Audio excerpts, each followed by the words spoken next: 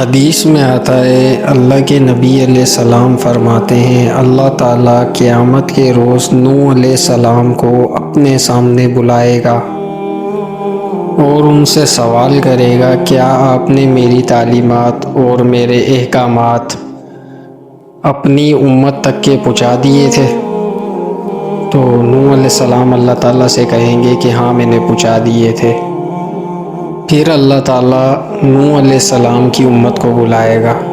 اور ان کو اپنے سامنے کھڑا کر کے پوچھے گا، کیا نوح علیہ السلام نے تم تک کے میرا پیغام پہنچا دیا تھا؟ تو نوح علیہ السلام کی امت جھوٹ بول دے گی اور منع کر دے گی، کہے گی نہیں پہنچایا تھا۔ اللہ تعالیٰ نوح علیہ السلام سے مخاطب ہو کر کہے گا، کیا تمہارے پاس کوئی گواہ ہے؟ حالانکہ اللہ تعالیٰ کو ہر چیز کا علم ہے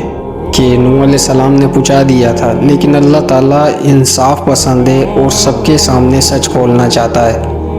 تاکہ کوئی شخص قیامت کے روز یہ نہ کہے کہ میرے ساتھ بے انصافی ہوئی ہے،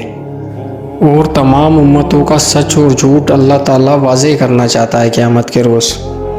تو نوح علیہ السلام کہیں گے، ہاں اللہ میرے پاس گواہ ہے،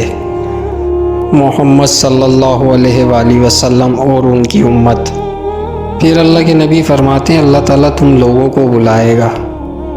اور تم سے پوچھے گا، کیا نوح علیہ السلام نے اپنی قوم تک کے پیغام پہنچایا تھا؟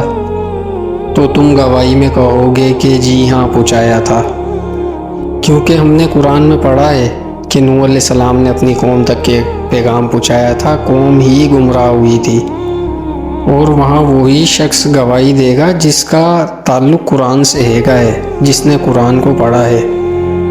پھر اللہ کے نبی علیہ السلام نے یہ آیت پڑھی،